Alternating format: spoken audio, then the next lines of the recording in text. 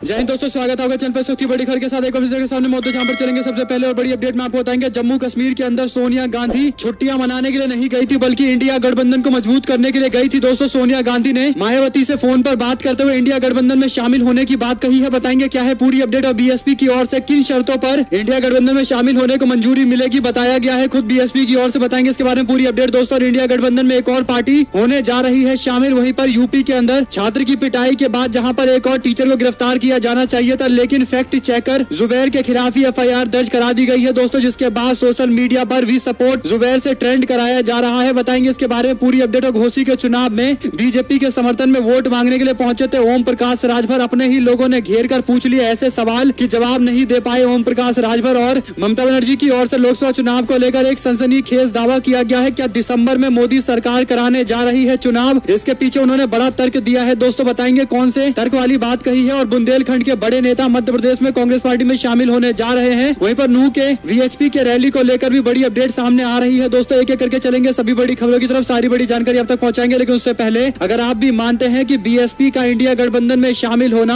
आज के समय की मांग है, तो इस वीडियो को लाइक करके लाल बटन दबाकर चैनल को सब्सक्राइब करके बेल आइकन दबाकर कमेंट बॉक्स में जय हिंद जय भारत जरूर लिखिएगा दोस्तों। इस वीडियो को अपने लोगों तक शेयर करना मत भूलिएगा। चलते हैं सबसे पहले और बड़ी अपडेट की तरफ, जहां पर इंडिया गठबंधन 31 तारीख को लॉन्च करने जा रही है इंडिया गठबंधन का लोगो। और 2 अक्टूबर गांधी जयंती के बाद संयुक्त रैली कराने को लेकर प्रस्ताव पारित किया जाएगा, यानी एक साथ एकजुट होकर ताबड़तोड़ कई रैलियां की जाएगी। जो भी अपडेट आएगी आप तक लगातार पहुंचाते रहेंगे। साथ साथ प्रधानमंत्री मोदी पर सीधा हमला करने से इंडिया गठबंधन के नेताओं को बचने के लिए कहा गया है। आपको बता दें कि इंडिया गठबंधन के बैनर तले 2 दर्जन से ज्यादा राजनीतिक दलों के मुंबई में होने जा रही बैठक से पहले चर्चा यह है कि इंडिया गठबंधन के नेताओं से कहा गया है कि केवल मुद्दों पर चर्चा की जाए, प्रधानमंत्री पर कोई व्यक्तिगत हमला न किया जाए और चुनावी रैलियों के दौरान भी इन प्रोटोकॉल का ध्यान रखा जाए। कुल मिलाकर दोस्तों, आप लोग जानते हैं कि जब भी बीजेपी से विकास की बात पूछी जाती है तो भाजपा के लोग इधर उधर की बातें करते हैं, और जैसे ही कांग्रेस पार्टी या विपक्ष का कोई नेता प्रधानमंत्री को लेकर कोई निजी बयान दे देता है तो प्रधानमंत्री पूरे चुनाव में उसी बयान को पकड़कर भुनाने की कोशिश करते हैं। और इसीलिए इंडिया गठबंधन के अंदर लोगों को हिदायतें भी दी जा रही है। साथ साथ दोस्तों, सोनिया गांधी और राहुल गांधी श्रीनगर के दौरे पर है। राहुल गांधी लद्दाख से श्रीनगर पहुंचे और मीडिया में एक खबरें चलाई गई कि सोनिया गांधी और राहुल गांधी छुट्टी पर गए हैं, जबकि हकीकत यह है कि सोनिया गांधी इंडिया गठबंधन को मजबूत करने के लिए हर संभव प्रयास कर रही है। लोकसभा चुनाव में अकेले चुनाव लड़ने की बात कर चुकी बीएसपी की प्रमुख मायावती भी इंडिया गठबंधन के नेताओं के संपर्क में है दोस्तों। सूत्रों की माने तो विपक्षी गठबंधन ने बीएसपी की प्रमुख से इंडिया में शामिल होने के लिए संपर्क साधा है, लेकिन मायावती ने यूपी के अंदर 80 लोकसभा सीटों में से 40 सीटों की डिमांड की है, यानी आधी सीटों पर बीएसपी चुनाव लड़ना चाहती है। जबकि 2019 के चुनाव में जब समाजवादी पार्टी और आरएलडी बीएसपी का गठबंधन था, तब मायावती की पार्टी बीएसपी ने 38 सीटों पर चुनाव लड़ा था। यानी इस बार इंडिया गठबंधन में कांग्रेस पार्टी के शामिल होने के बावजूद 40 सीटों की डिमांड मायावती कर रही है। हालांकि दोस्तों, इंडिया गठबंधन में आने को लेकर सीटों का आंकड़ा जो है ये ज्यादा बड़ा सवाल नहीं है। सबसे बड़ा सवाल ये है कि क्या बीएसपी वाकई इंडिया गठबंधन का हिस्सा बनना चाहती है। अगर वो इंडिया गठबंधन का हिस्सा बनना चाहते हैं तो कांग्रेस पार्टी और विपक्ष के पास कई सारे फॉर्मूले हैं, इसमें कोई दो राय नहीं है। जम्मू कश्मीर के पूर्व मुख्यमंत्री फारूक अब्दुल्ला ने मायावती से फोन पर बात की है। इस दौरान मायावती ने अपनी पार्टी का रुख सामने रख दिया है, अपनी डिमांड भी बता दी है। विपक्षी गठबंधन इंडिया की मुंबई में होने वाली बैठक से पहले ये बड़ी अपडेट है दोस्तों। उम्मीद की जा रही है कि इंडिया गठबंधन की बैठक के दौरान मायावती का ये प्रस्ताव भी रखा जाएगा और उम्मीद की जा रही है कि इस प्रस्ताव पर एक पॉजिटिव फीडबैक आएगा। साथ साथ दोस्तों, मायावती से बातचीत के लिए केवल फारूक अब्दुल्ला ही एक्टिव नहीं है, बल्कि सोनिया गांधी को लेकर भी रिपोर्ट में दावा किया गया है कि उन्होंने खुद मायावती को फोन लगाया है और उनसे इंडिया गठबंधन में शामिल होने को लेकर लंबी बातचीत की गई है। कुल मिलाकर दोस्तों, सोनिया गांधी जम्मू कश्मीर में है और जम्मू कश्मीर के पूर्व मुख्यमंत्री ने मायावती को फोन किया है। सोनिया गांधी ने खुद भी फोन किया है। तो आप लोग समझ सकते हैं कि सोनिया गांधी वेकेशन पर नहीं है, बल्कि इंडिया गठबंधन को मजबूत करने के लिए लगातार कोशिशें कर रही है। और इस बातचीत के पीछे सोनिया गांधी का हाथ स्पष्ट तौर पर समझ में आ रहा है। आप लोग की जो भी राय हो लिखकर जरूर बताएगा। साथ साथ इंडिया गठबंधन में शामिल हो सकता है इंडियन नेशनल लोक दल, अभय चौटाला जा सकते हैं इंडिया गठबंधन के मुंबई बैठक में शामिल होने के लिए। मुंबई में 3 और विपक्षी पार्टियां इंडिया गठबंधन में शामिल होने जा रही है। कांग्रेस पार्टी के नेता की ओर से यह बड़ा दावा किया गया है, अगर हरियाणा की पार्टी आईएनएलडी यानी इंडियन नेशनल लोक दल इंडिया गठबंधन में शामिल होगी तो हरियाणा का समीकरण भी पूरी तरीके से बदलने वाला है। जहां पर एक और बीजेपी के साथ अभय चौटाला के भतीजे दुष्यंत चौटाला हैं, तो कांग्रेस के साथ खुद अभय चौटाला आ जाएंगे और ओम प्रकाश चौटाला का भी साथ कांग्रेस पार्टी को हरियाणा के अंदर मिलेगा। यानी पूरे समीकरण हरियाणा के अंदर भी पलटने जा रहे हैं, इसमें कोई दो राय नहीं है। 10 सीटों पर जबरदस्त मुकाबला हरियाणा के अंदर भी होगा दोस्तों। साथ साथ यूपी के अंदर छात्र की पिटाई मामले में टीचर की बजाय फैक्ट चेकर जुबैर के खिलाफ ही एफआईआर दर्ज कर दी गई है। मुजफ्फरनगर के एसएसपी ने बताया है कि विष्णु दत्त नाम के एक व्यक्ति ने मोहम्मद जुबैर के खिलाफ नेहा पब्लिक स्कूल में मुस्लिम बच्चे की पिटाई मामले में पीड़ित बच्चे की पहचान उजागर करने का आरोप लगाया है। इस शिकायत के सामने आने के बाद जुबैर के खिलाफ एफआईआर दर्ज की गई है। सोशल मीडिया पर वी सपोर्ट जुबैर नाम से ट्रेंड कराया जा रहा है। दोस्तों, अगर आप भी इस ट्रेंड का समर्थन करते हैं तो हैशटैग वी सपोर्ट जुबैर जरूर लिखिएगा। साथ साथ आपको बता दें कि वरिष्ठ पत्रकार रवीश कुमार की ओर से भी इस पर अपनी टिप्पणी की गई है। रवीश कुमार बोले, कहा बिल्कुल उसे क्यों टारगेट किया जाता है। हम सभी जानते हैं कि जब वह झूठ पकड़ कर लाता है तो कई लोगों का पर्दाफाश हो जाता है। ऐसे लोग पीछे हट जाते हैं। जुबैर के काम से समाज में शांति आती है। केवल समाज को ही नहीं, प्रशासन को भी फायदा होता है। कई बार प्रशासन जिस वायरल वीडियो के झूठ सच को नहीं पकड़ पाता है, जुबैर पकड़कर उनकी मदद कर देता है। यानी दोस्तों, जुबैर के खिलाफ ही कार्रवाई करने का लोग लगातार विरोध कर रहे हैं। आप लोग की जो भी राय हो लिखकर जरूर बताएगा। साथ साथ राष्ट्रीय लोक दल के प्रमुख जयंत चौधरी ने अपनी पार्टी के एनडीए में जाने की संभावनाओं को एक बार फिर से खारिज करते हुए टिप्पणी की है। उन्होंने कहा कि इंडिया गठबंधन के लोगों को घमंडिया कहा जा रहा है। लोकतंत्र में आपके पास हमेशा ऐसे लोग होते हैं जो आपका विरोध करते हैं, सवाल पूछते हैं, चुनाव लड़ते हैं। वे आपके कट्टर दुश्मन नहीं है कि आप उन्हें इस तरीके के नाम से संबोधित करें। ये अपमानजनक नहीं है हमारे लिए, क्योंकि हमें कटाक्ष की आदत पड़ गई है। ये उन मतदाताओं का अपमान है जो हमारे पक्ष में वोट करते हैं और भविष्य में भी हमको वोट करेंगे। ये पूछे जाने पर कि क्या आप इंडिया गठबंधन को छोड़कर एनडीए गठबंधन में जाएंगे, तो उन्होंने कह दिया कि ऐसी कोई बात नहीं है, केवल अफवाहें फैलाई जा रही है। साथ साथ दोस्तों, कांग्रेस पार्टी को लेकर उन्होंने कहा कि कांग्रेस पार्टी एक राष्ट्रीय पार्टी है, उसकी बड़ी भूमिका है। उन्होंने कहा कि कई राज्यों में क्षेत्रीय पार्टी अधिक प्रभावशाली है, शायद उन्हें और अधिक जगह दी जानी चाहिए ताकि हम भाजपा का बेहतर मुकाबला कर सके। लेकिन देश में कुछ ऐसे क्षेत्र भी है जहां पर अन्य पार्टियों के पास कोई संगठन जीतने की जगह और उम्मीदवार नहीं है, वहां कांग्रेस पार्टी ही बेहतर विकल्प है। साथ साथ ममता बनर्जी ने एक और बड़ा सनसनीखेज दावा किया है। दोस्तों, टीएमसी यूथ विंग ने कोलकाता के अंदर एक रैली का आयोजन किया था, जिसमें सीएम ममता बनर्जी ने कार्यकर्ताओं को संबोधित करते हुए कहा कि बीजेपी दिसंबर में लोकसभा का चुनाव करवा सकती है। इस वजह से उन्होंने सारे हेलीकॉप्टर पहले ही बुक करवा लिए हैं ताकि अन्य पार्टियों को हेलीकॉप्टर ना मिल सके। ममता बनर्जी ने आगे कहा कि अगर बीजेपी तीसरी बार जीतती है तो मोदी सरकार वापस आई तो इनकी तानाशाही इतनी बढ़ जाएगी कि देश के अंदर लोकतंत्र खतरे में पूरी तरीके से आ जाएगा और अगला चुनाव हो सकता है ना भी कराए, क्योंकि हिंसा और नफरत और ज्यादा फैलाई जाएगी। कुल मिलाकर दोस्तों, ममता बनर्जी की ओर से ये तर्क दिया गया है कि हेलीकॉप्टर सारे बुक करा लिए गए हैं। ये अपने आप में एक मजबूत तर्क है कि बीजेपी दिसंबर के अंदर चुनाव करवाने जा रही है। आप लोग इस पर जो भी राय देना चाहते हैं लिखकर जरूर बताएगा। साथ साथ घोसी के उपचुनाव को लेकर बीजेपी ने ओम प्रकाश राजभर को बड़ी जिम्मेदारी दे रखी है और ओम प्रकाश राजभर के लिए ये प्रतिष्ठा की सीट बनी हुई है। ऐसे में दोस्तों, अखिलेश यादव की आज होने वाली रैली से पहले ओपी राजभर अपने इलाके के अंदर वोट मांगने के लिए पहुंचे थे। राजभर समाज के लोगों ने ओपी राजभर से उल्टा सवाल पूछ लिया कि पिछली बार तो हमने आपको वोट दिया ही था, विकास के नाम पर आपने क्या किया है ये हमको बताइए, फिर से वोट मांगने के लिए आ गए हैं। तो इस पर ओपी राजभर बोले कि आपने मुझे वोट नहीं दिया था बल्कि गठबंधन को वोट दिया था। यानी यहाँ पर भी आकर उल्टा समाज को ही मूर्ख बनाने की कोशिश कर रहे हैं। साथ साथ दोस्तों, कर्नाटका के बेंगलुरु के अंदर कांग्रेस पार्टी ने ग्राम पंचायत के प्रेसिडेंट के और वाइस प्रेसिडेंट के इलेक्शन के अंदर अद्भुत प्रदर्शन किया है। कांग्रेस पार्टी ने 81 प्रेसिडेंट और वाइस प्रेसिडेंट बनाए हैं, जबकि जेडीएस के 23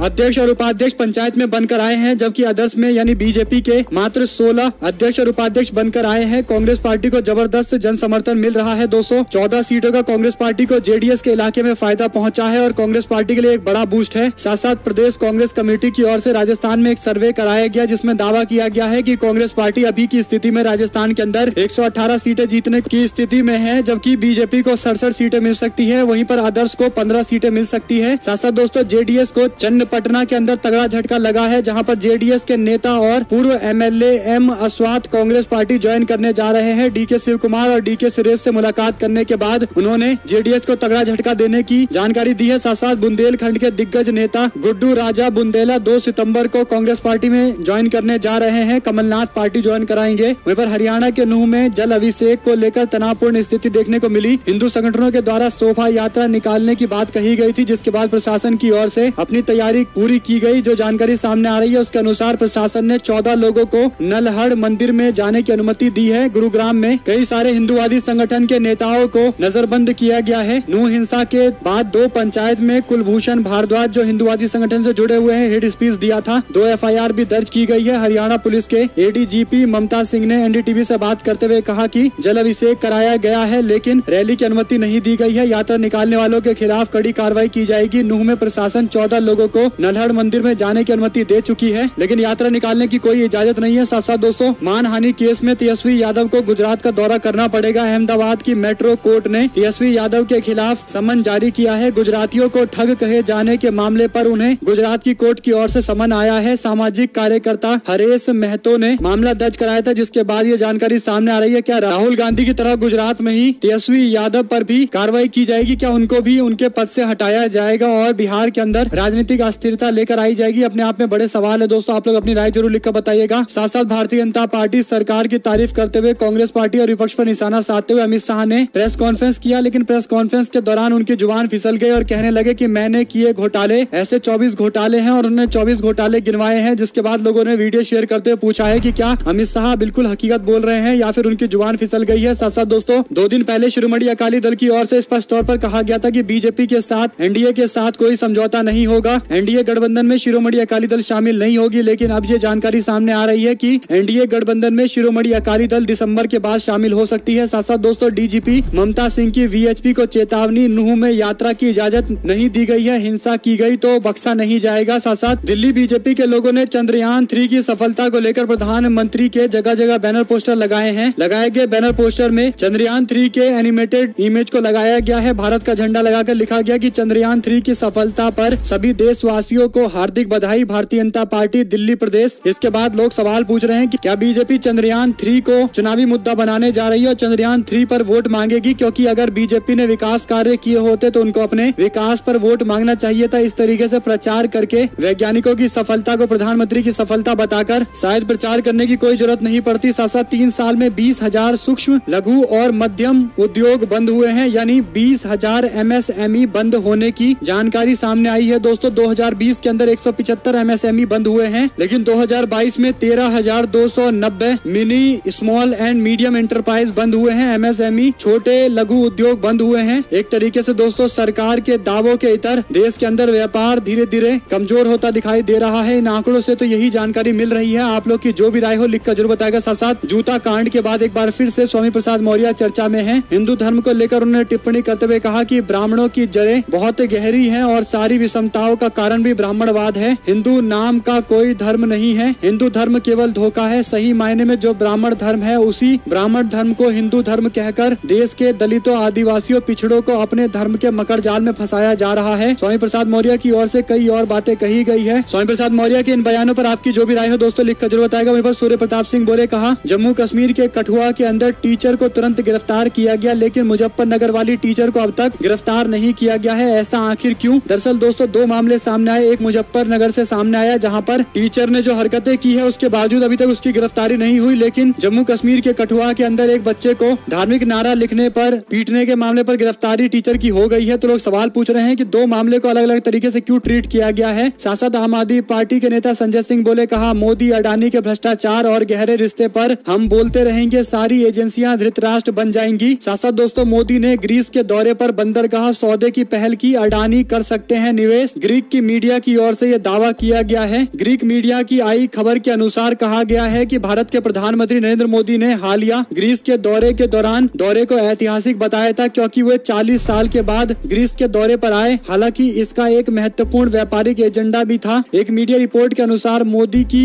1 दिवसीय यात्रा के दौरान भारत के ब्रेक्सिट के बाद वैकल्पिक निर्यात मार्गों को लेकर ग्रीस का सबसे बड़े बंदरगाह पीरियस को ध्यान में रखते हुए चर्चा की। ग्रीस खुद को भारत के लिए यूरोपीय संघ के प्रवेश द्वार के रूप में स्थापित करने के बारे में सोच रहा है, जो भारत का यूरोप, एशिया और अफ्रीका से जोड़ेगा। बिजनेस डेट.jr की एक रिपोर्ट कहती है कि भारत के प्रधानमंत्री नरेंद्र मोदी की 40 वर्षों में पहली बार ग्रीस की यात्रा इतिहास में दर्ज हुई है। व्यवसायिक स्तर पर अगर कोई समूह जो इसकी नजरों में रहा है तो वो भारतीय व्यवसायी गौतम अडानी का समूह है। अडानी साल 2022 के अंत तक फोर्ब्स की सूची में दुनिया के सबसे बड़े दूसरे अमीर बनकर उभरे थे। ऐसे में दोस्तों प्राप्त जानकारी के मुताबिक अडानी समूह के मुखिया की ग्रीक बंदरगाहों में निवेश की दिलचस्पी है और उनकी नजर मुख्य रूप से कावला बंदरगाह और दूसरी ओर वोलोस बंदरगाह पर है। प्रधानमंत्री नरेंद्र मोदी जिनके अडानी के साथ घनिष्ठ मित्रतापूर्ण रिश्ते की बातें सामने आती है और एक अन्य भारतीय कारोबारी दोनों ने दोहराया है कि ग्रीस यूरोप के लिए भारत का प्रवेश द्वार हो सकता है। एजियान में एक बंदरगाह का अधिग्रहण इस दिशा में एक महत्वपूर्ण कदम है। आप लोग की जो भी राय हो दोस्तों लिखकर जरूर बताएगा। क्या मदद पहुंचाने के लिए प्रधानमंत्री का ये दौरा था या फिर जो सवाल खड़े किए जा रहे हैं वो गलत है? जो भी आपको लगता है लिखिएगा जरूर। साथ साथ बिहार में जातिगत अनुपत जनगणना कराए जाने पर केंद्र सरकार ने सुप्रीम कोर्ट में अपना जवाब दिया है। सुप्रीम कोर्ट में सॉलिसिटर जनरल तुषार मेहता की ओर से केंद्र का जवाब दाखिल किया गया। जो जानकारी सामने आ रही है उसमें हाईकोर्ट के आदेश को चुनौती देने वाली याचिका को लेकर पेश हुए वरिष्ठ वकील अधिवक्ता मुकुल रस्तोगी ने पिछली सुनवाई में कहा था कि सुप्रीम कोर्ट के सामने याचिका लंबित होने तक सर्वे की डिटेल पब्लिश नहीं करने का राज्य सरकार को निर्देश जारी किया जाना चाहिए। सॉलिसिटर जनरल तुषार मेहता ने बताया कि संविधान के तहत जनगणना केंद्रीय सूची का विषय है। सेंसस एक्ट 1948 के तहत भी सिर्फ केंद्र सरकार को पूरे देश या देश के किसी हिस्से में जनगणना कराने का अधिकार है। कोई भी राज्य सरकार या अन्य संस्थान जनगणना नहीं करा सकती है। इससे पहले इस मामले को लेकर सुप्रीम कोर्ट में कई बार सुनवाई हो चुकी है। देखते हैं कोर्ट की ओर से क्या फैसला सामने आता है। दोस्तों वहीं पर प्रधानमंत्री मोदी के द्वारा रोजगार मेले के नाम पर कई सारे लोगों को रोजगार के नियुक्ति पत्र बांटे जाने पर कांग्रेस पार्टी बोली, कहा प्रधानमंत्री रोजगार मेला एक नौटंकी है और एक विशाल अहंकार, भारी घमंड, असीम आत्ममुग्धता और बेरोजगारी की गंभीर स्थिति के लिए जिम्मेदारी स्वीकार करने से इंकार करने के लिए एक मजबूत सबूत है। यानी ये दिखाने की कोशिश की जा रही है कि बेरोजगारी दूर करने के लिए बीजेपी बड़े कदम उठा रही है, जबकि हकीकत यह है कि केंद्र सरकार कुछ हजार नौकरियां अगर दे भी दे तो वो भारत में इतनी बड़ी आबादी है कि वो ना के बराबर है। क्योंकि प्रधानमंत्री मोदी ने 2 करोड़ रोजगार की बात हर साल की थी, शायद आप लोगों को भी याद होगा, लेकिन कुछ मात्र हजार रोजगार देने के नाम पर प्रधानमंत्री केवल ये परसेप्शन बनाने की कोशिश कर रहे हैं कि उनकी सरकार में रोजगार भी दिए जा रहे हैं। हकीकत थोड़ा विचार करने पर सबको समझ में आ जाता है। आप लोग किस पर जो भी राय हो लिखकर जरूर बताएगा। साथ साथ दिग्विजय सिंह बोले, कहा 20 साल अगर शिवराज सिंह चौहान ने सही से काम किया होता तो 100 दिन पहले उनको रेवड़ियां नहीं बांटनी पड़ती। महिलाओं के बैंक अकाउंट में लगातार बीजेपी की सरकार पैसे भेजकर ज्यादा से ज्यादा वोट अपने समर्थन में लाने का प्रयास कर रही है। इस पर दिग्विजय सिंह ने टिप्पणी करते हुए कहा कि शिवराज सिंह चौहान केवल 100 दिन पहले इस तरीके के जो फैसले ले रहे हैं ये उनकी सरकार की विफलता के एक जीता जागता उदाहरण है। अगर उन्होंने 20 साल तक कुछ किया होता तो इस तरीके से चुनाव से चंद दिन पहले उन्हें पैसे बांटने की जरूरत नहीं पड़ती। साथ साथ 11 साल की सजा में सिर्फ 16 महीने ही जेल में रहे अमरमणि अब जेल से बाहर आ गए हैं। अब सवाल ये खड़ा होता है कि क्या लोकसभा का चुनाव उन्हें लड़ाया जाएगा और क्या वो बीजेपी से चुनाव लड़ेंगे। जो भी अपडेट आएगी आप लगातार पहुंचाते रहेंगे। साथ साथ दोस्तों राजस्थान के कोटा में ब्राह्मणों का महाकुंभ आयोजित किया गया, जिसमें कोटा की धरती से राजनीति में सक्रिय भागीदारी की मांग को लेकर ब्राह्मणों ने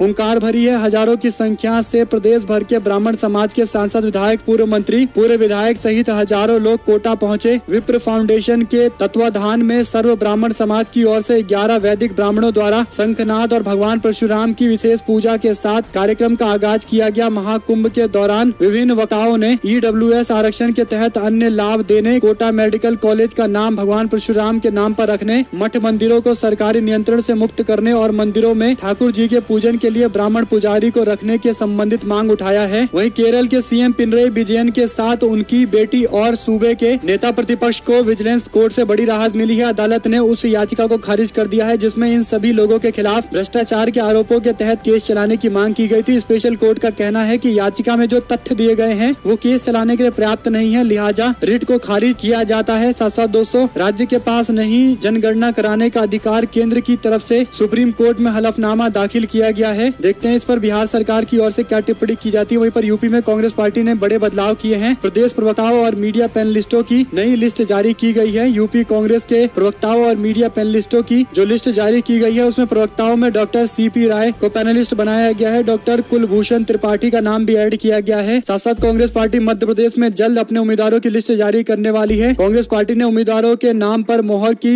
कवायद को तेज कर दिया है। मीडिया रिपोर्ट की माने तो कांग्रेस पार्टी सितंबर के शुरुआत के पहले 2 हफ्तों के अंदर बड़ी संख्या में उम्मीदवारोरों की लिस्ट जारी कर सकती है। बीजेपी के 39 उम्मीदवारों की लिस्ट आने के बाद कांग्रेस पार्टी भी जल्द बड़े ऐलान के साथ सामने आएगी। दोस्तों वहीं पर भाजपा व्हाट्सएप ग्रुप से यूपी के 1,62,000 बूथ को कनेक्ट करने का प्रयास कर रही है। सोशल मीडिया से इंडिया गठबंधन को मात देने की तैयारी बीजेपी के लोग कर रहे हैं। इसके लिए कई सारे लोगों को अपने साथ में लाने की बीजेपी प्रयास कर रही है। व्हाट्सएप ग्रुप के माध्यम से ज्यादा लोगों को ऐड करके लोगों तक बीजेपी का मैसेज पहुंचाने का प्रयास किया जा रहा है। कितना बीजेपी सफल हो पाएगी तो आने वाले दिनों में पता चलेगा, लेकिन एक बात तय है, इंडिया गठबंधन के बन जाने के संकेत मात्र से बीजेपी पूरी तरीके से हिली हुई है। साथ दोस्तों इंडिया गठबंधन की ओर से भी संयुक्त रूप से एक व्हाट्सएप ग्रुप या फिर सोशल मीडिया कैंपेन लॉन्च करने पर आपसी सहमति बन सकती है। 31 तारीख और 1 तारीख को आने वाले फैसले को लेकर सारी अपडेट आप तक लगातार पहुंचाते रहेंगे इंडिया गठबंधन को लेकर खासकर। वहीं आपको बता दें कि खालिस्तान को लेकर कई सारे दिल्ली के अंदर नारे लिखे गए हैं। दोस्तों मेट्रो स्टेशनों पर लिखे गए नारों को लेकर लगातार सवाल खड़ा हो रहा है कि कौन है ये लोग जो G20 की बैठक से पहले माहौल खराब करने की कोशिश कर रहे हैं और ऐसे लोगों के खिलाफ कार्रवाई कब करेगी दिल्ली पुलिस? गृह मंत्री अमित शाह को इस पूरे मामले पर जिम्मेदारी लेनी चाहिए, क्योंकि दोस्तों भारत को तोड़ने की बात करने वाले लोग खुलेआम दिल्ली के अंदर इस तरीके की नारेबाजी लिख देते हैं, लेकिन अभी तक उनकी गिरफ्तारी नहीं हो पा रही है। इसके पीछे आप लोग किसकी विफलता समझते हैं, लिखकर जरूर बताएगा। संसद किसान नेता राकेश टिकैत बोले, कहा सत्ता में बैठे लोग झगड़ा करवाकर माहौल खराब कर रहे हैं, जो अडवाणी और मुरली मनोहर के नहीं हुए आपके क्या होंगे। अगर आप लोगों को ये खबर अच्छी लगी हो तो इस वीडियो को लाइक करके लाल बटन दबाकर चैनल को सब्सक्राइब करके बेल आइकन दबाकर कमेंट बॉक्स में जय हिंद जय भारत जरूर लिखिएगा। हमारे साथ जुड़े दोस्तों का बहुत बहुत धन्यवाद। देख रहे थे आपका अपना चैनल जय हिंद जय भारत, वंदे मातरम।